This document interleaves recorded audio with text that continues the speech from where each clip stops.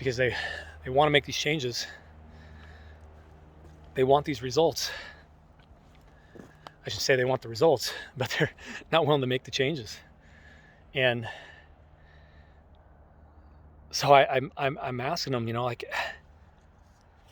how many second chances is enough, right? It's not a second chance, it's a third chance and a fourth chance and a fifth chance and on and on and on.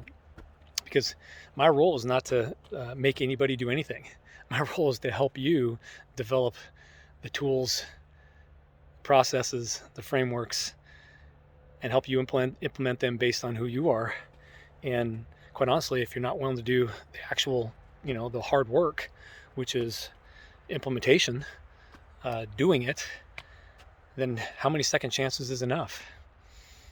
And I mean, for me, I think the key thing here is to recognize that we all grow at different levels.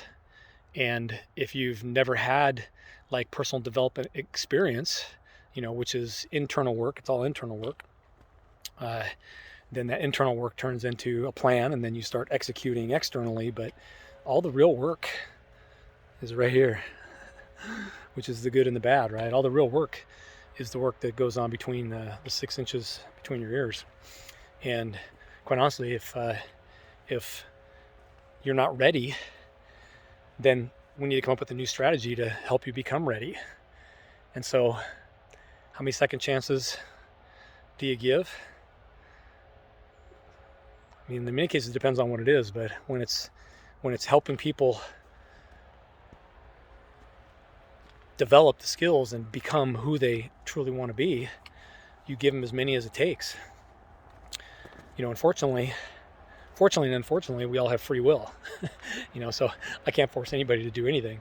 I just help remind them consistently that, if you want these results, you're gonna have to put in the activity and to create the upgrades and make these changes in your life. And what it really comes down to is when you're ready, you're ready. And sometimes you're going to need a push. But I think the biggest key for all of us is if you haven't really put this understanding of what it is that you're really truly desiring in front of you on a consistent basis, then it's the thing that you want doesn't drive you enough to overcome the things that you don't want, which is the changes and the thought of pain in your life, of having to do something different than you're used to.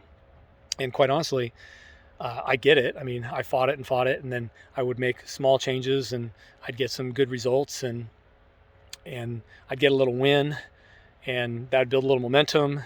But then I didn't have the next thing ready to go in line for me to go get another win.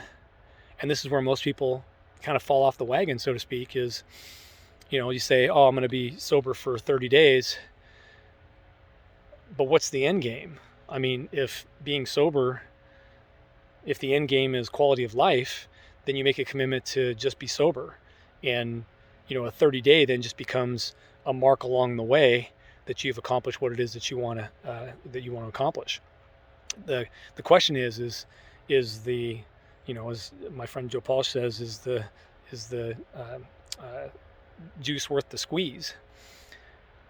Meaning that, are you really looking at what it is that you want in the right light, that thing is going to be the thing that's going to drive you on a consistent basis? And if it's not, then you need to put something in your life that's going to drive you. For me, it was always my kids. And and I would start and then stop and start and stop and start and stop. And I'd go on these massive roller coaster rides of, it's amazing. I've literally lost thousands of pounds in my life because I'd go into some funk and I'd ramp up 30 or 40 pounds, and then I'd get tired of it and sick of it. And then I'd lose that weight. The challenge is I never actually solved the root problem that was putting me or driving me into that state anyways. And so for me, it ended up being my kids. Now, yes, I know I'm supposed to be the super husband, and I should have done it for my wife. Sorry, love you.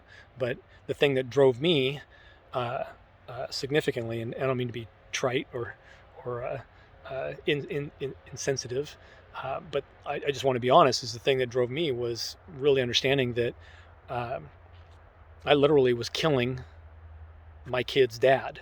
And I had to put that in the context, in a framework in my mind, that every time I was doing this negative action or negative activity, I literally was like shooting my kid's dad. I was literally killing my kid's dad. And I kept saying that and repeating that in my head over and over and over again. And I put pictures on my phone. And uh, uh, so every day that, when my phone would open up, I'd see a picture of my kids, and it would sparked me to realize that the activities that I was participating in, right, that I was choosing to do, was literally another nail in the coffin. And so I had to create that vivid, very vivid image in my mind that every time I was doing this activity, I was literally killing my kid's dad. And I know that sounds a little harsh, but that's what it worked for me. And then I started realizing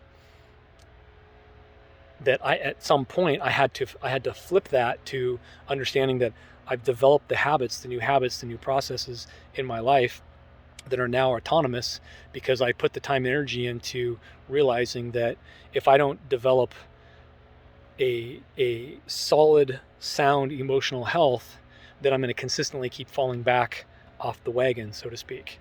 And I recognize that with my weight, my eating habits, my drinking habits. Um, is that every time this crisis would happen, then my automatic trigger was go grab a bottle. And then when I drink, I would eat, or vice versa. If I didn't have a bottle in there, then, let's get the bag of potato chips or whatever at the time. And so I realized that that was my trigger. When something bad would happen, it was go to the bottle. And I created a new trigger point, which is simply this: whenever something bad would happen, I would catch myself and I would go for a walk, as opposed to going to the bar or going and grabbing a bottle. And so I want you to think about this idea about, giving yourself a second chance, because the people around you have given you tremendous amounts of second chances. But if you're constantly asking for another chance, another chance, another chance, I want you to start really understanding that you really haven't set something in your life that's powerful enough to help you overcome even the potential of asking for a second chance. How about we take a chance on ourselves? How about we start developing and catching ourselves in these trigger points, these reactive states, and start developing a concepts in our mind about how to respond to when I know I'm going off the cliff, if you will, or I'm moving to that phase or that stage.